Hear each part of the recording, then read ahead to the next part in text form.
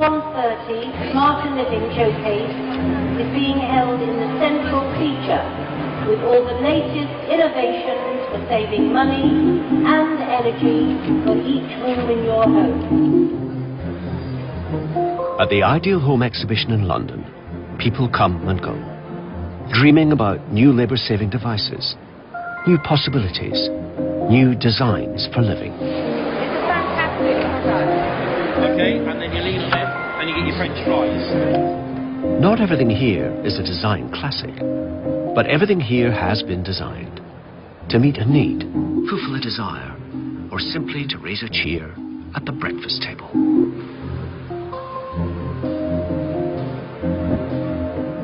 The people who worry about this kind of stuff are called designers. They worry about stuff, not in general, but in particular, the fine detail of stuff, the stuff we build our lives from. They worry about it so that we don't have to. Our mission, our reason to be doing what we're doing is to make a better world for the small things. Okay, they're not scientists, they're not engineers, they're certainly not writers, but they're doing work which is extremely critical to the function of our society. I mean, if design has got anything to offer us, it ought to be that our relationship to objects becomes more thoughtful, wiser, deeper, better considered. You can be a plumber, you can be a journalist, you can be a designer. It's exactly the same thing. One clear way for me to deserve to exist is to serve. You don't think about your toothbrush being designed until you put a badly designed toothbrush in your mouth.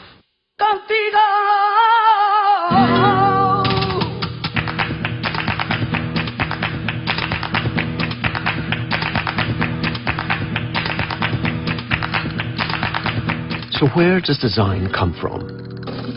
What does it mean to be a designer?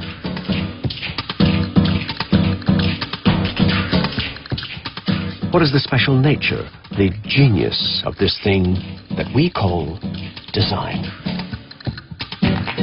This series sets out to answer those questions, and along the way, we'll tell the story of the world that the designers have made for us.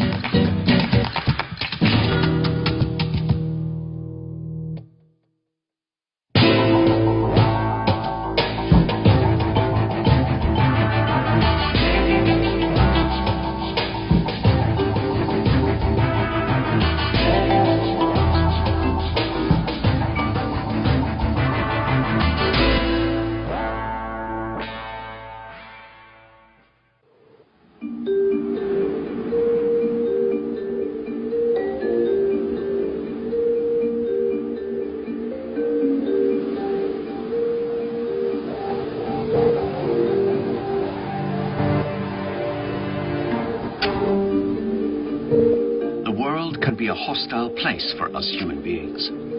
But frail and fragile as we are, we've managed to survive it, and even thrive in it, thanks to our innate skills as designers. Starting from the simplest stone axe, we've developed tools of increasing sophistication that offer a handle on the most unpromising environment.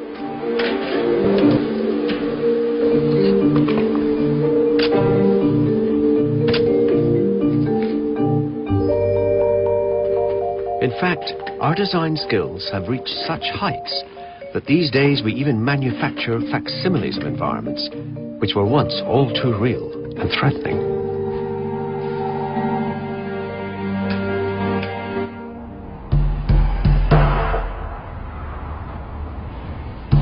As for the modern city, the sheer density of design here reaches an almost organic level of complexity.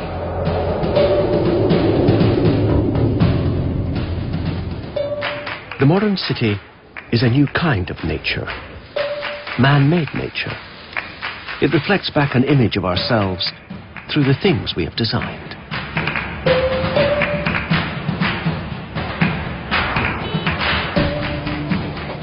But for the designer, the world is not enough. Plans for a new improved version are always on the drawing board. I think designers always imagine that something could be better, that whatever it is now, rethinking, taking advantage of new technologies of production, all of that, I think, drives them on to the idea that they're making a better mousetrap.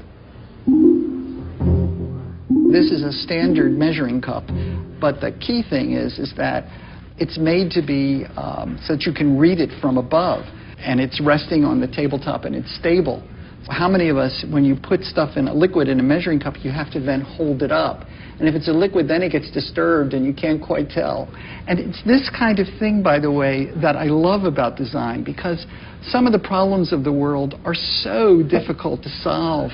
Problems of disease, of poverty, my gosh, how are we going to solve those problems? And so it's inspirational to see somebody actually solve a problem. It's not a huge problem in the world, but at least it was solved.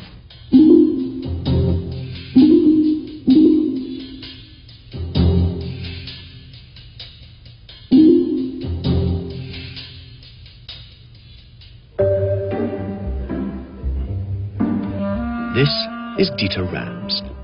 In a 50-year career, he can claim to have solved his fair share of problems, with products you may well have switched on or washed up at some time or other.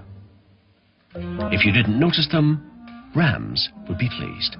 Design, says Rams, should be as discreet as an English butler. What I had in my mind to make the things more quieter. That I always had in my mind. Rams is in Tokyo to oversee the opening of an exhibition dedicated to a lifetime's work, and, as ever, to make sure things are just so. You see, this is more correct now. He's also on hand to explain his 10 Commandments, as authoritative and compact as the original. The first, that is, good design is innovative. The second was good design makes the product useful. And of course, the third is good design is aesthetic design. Within the design world, there has long been a controversy of whether a designer is an artist, or the designer is an engineer, or the designer is a servant of the corporate world. For me, the designer is all of those things. They've got to worry about the economy on the one hand and art on the other. They're the nexus, they're the bridge, they're the crossroads. Good design is honest. Honest. What's a dishonest design? Lying. And 10, but good design is as little design as possible. That's what I like expressing.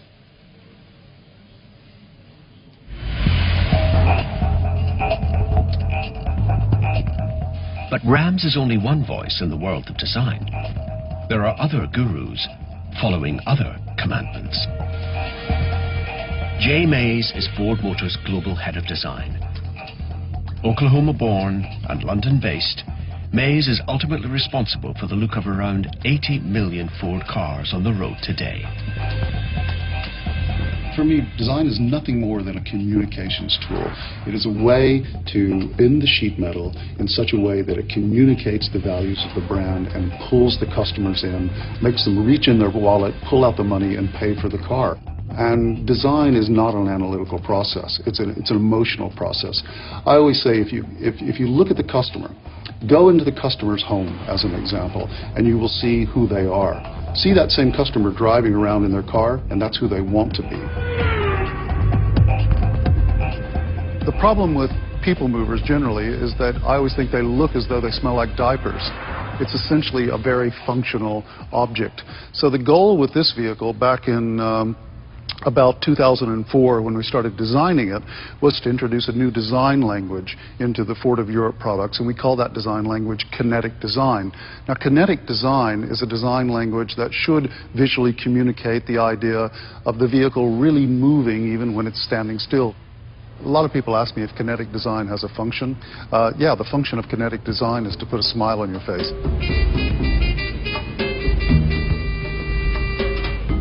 However you define it, whether you're from the Church of Rams or the School of Maize, we are now in the position of being able to take good design, more or less, for granted.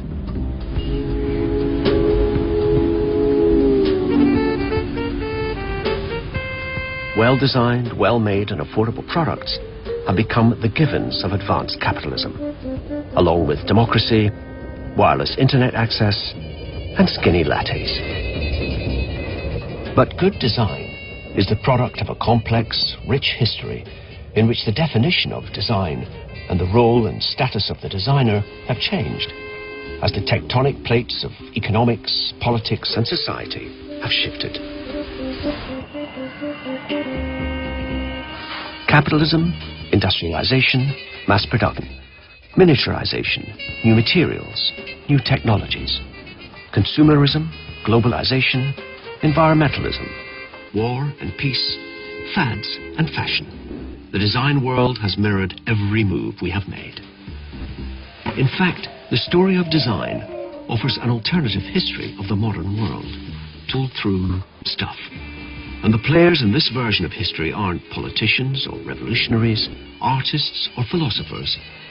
They're the cups and chairs, appliances and vehicles, the tools, gadgets and gizmos of everyday life.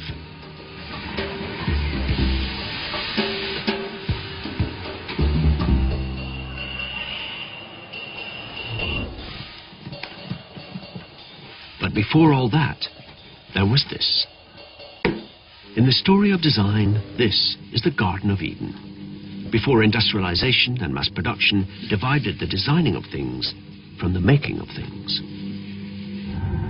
Before the Industrial Revolution, this is how stuff got made. By craftsmen and women operating out of small workshops, turning out a limited range of products in small runs. Each piece could be made broadly to the same design, but each was a little bit different from its siblings, the result of its own moment of creation, the latest expression of the workshop's collective skill. Though you may be producing dozens of pieces, there's still an individuality to the pieces, so they don't need to be exactly the same, but as long as each one has a bit of life, has a flavour, I suppose, that's the important thing, that each piece speaks. Part of what the client, the customer is looking for is that essential part of the maker, and that's what the buying really is, not just the object, it's everything that's gone into the making of that piece.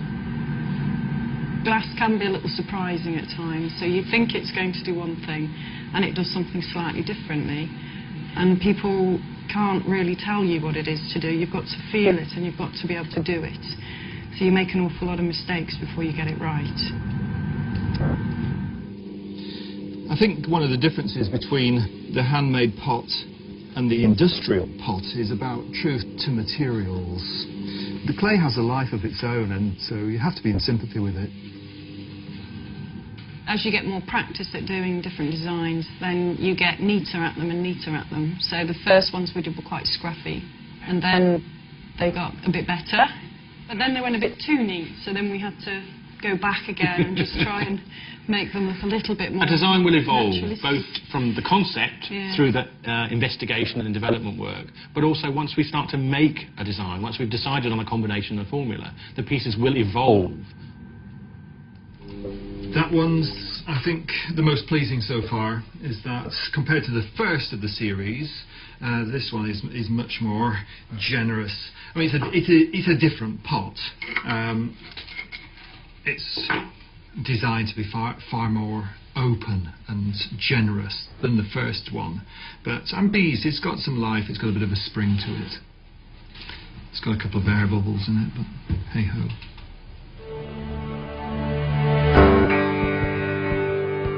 For industrial designers, the hand and eye of the craftsman is both an inspiration and a standard to aspire to. My grandfather, he was a specialist for surface, for pianos. And I learned from him to polish by hand. And his thumb was like his tool, like a tool, much thicker as mine. He was thinking not in mass products.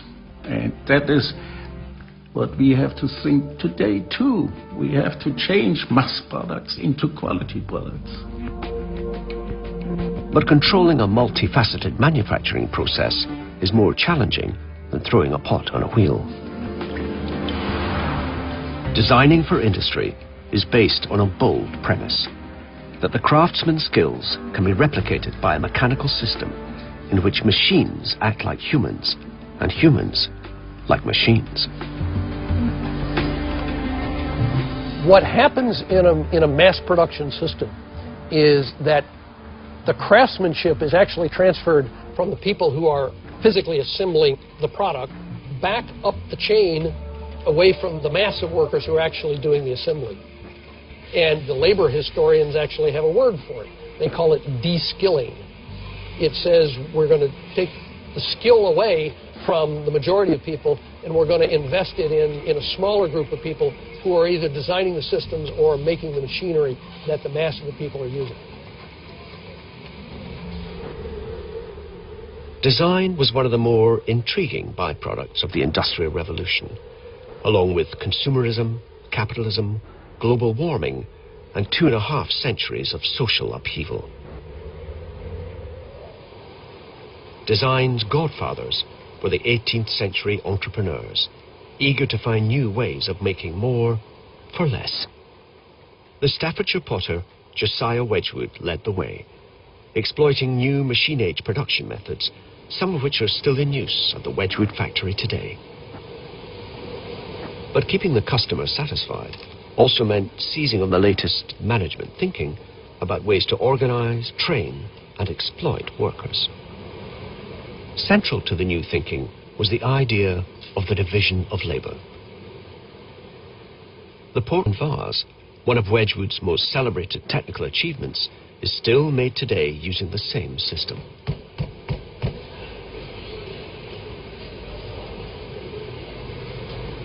I'm a prestige figure maker. Figure maker? Yeah. 27 years, yeah. Straight from school at 15.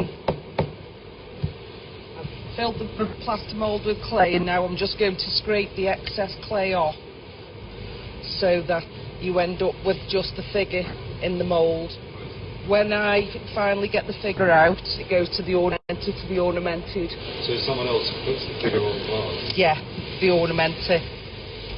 The trickiest part is when I'm actually getting the figure out, some people call the tool that I actually use a spatula, but all the girls who've ever done this job, this is a waddler. A waddler? A waddler, because we waddle like a duck. There's 18 figures on the Portland vase, and these are the same figures, I think, that from when Josiah started. Your first name tells me Josiah. Of course, I've been in this 27 years.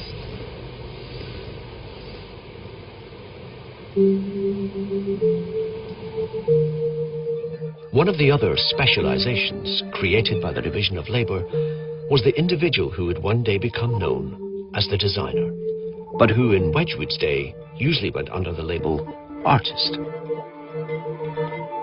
But whatever they were called, in the new era of industrial production, they were the ones responsible for creating the original designs from which all subsequent copies would be made. Today, at the Portmeirion Pottery in Stoke-on-Trent, the chief designer is Julian Teed. He learned much of his craft from the late Susan William Ellis, Portmeirion's owner, designer, and enduring inspiration. She would spend hours and hours drawing. She would go to bed with a sketchbook. This is an example of a sketchbook. She was a prolific sketcher. She would sit up all night drawing. No need for computers with Susan, I can tell you. And then I'd come into work the next day and she'd say, Julian, come and have breakfast with me. And we go through and sit out in the garden, especially in the summer. Fantastic. I mean, it's such an experience for me. And she'd show me all these drawings that she'd done at like 3 o'clock in the morning. Julian is working with modeller Mark Castry to create a commemorative mug based on one of Susan's original designs from the 1960s. The modeller makes a master pattern in plaster, which will in turn be used to make the production molds from which the mugs themselves will be made. Every industrially manufactured product, from a paperclip to an Airbus, has to go through this tooling up process, an act of faith on the part of the manufacturers. There's a lot of upfront cost with industrial design. The product designers are carrying, in effect, this load with them of a corporation that's going to make the stuff, of factories that are going to produce it, of people who are going to finance it, of marketers who have a strategy to produce it. And unless the designer is attuned to all of those things, it won't happen. So it's not a casual activity. And I think designers, good designers, know all that and strive to kind of hit the sweet spot that will satisfy all these diverse elements. For the industrial product, this is the moment of creation. The chance to get everything right before the production line starts to roll. What we have here is Mark modelling directly back into the plaster. As you can see, it's a very skilled, detailed and fine job. And what he's putting into this mug now is his soul that's going in there. Right now you're watching it as he's scratching it in. And it'll stay there forever. So when you go into the shop and you buy a mug for £12, that has got a part of Susan, a part of Mark, a part of me. You know, that's the passion of pottery. And pottery is about passion. There's no doubt about it. You know, we're making pots out of mud. That's what we're doing at the end of the day. We're digging mud out of the ground and we're putting it through flames. And to do that with real passion, you need people. You can't do it just with machines.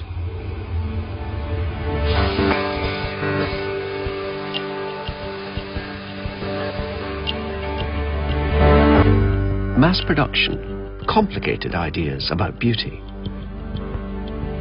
Show the average romantic poet a Grecian urn, or even one of the imitation urns turned out by the Wedgwood factory, and he would tell you that beauty is truth, truth, beauty.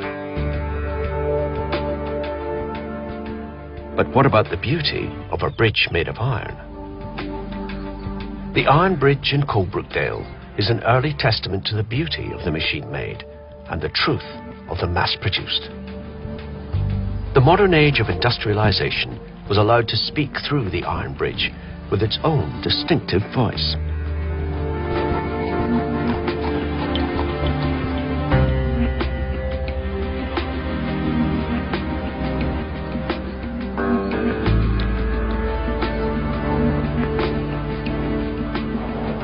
The Iron Bridge had its origins with another 18th century entrepreneur, Abraham Darby.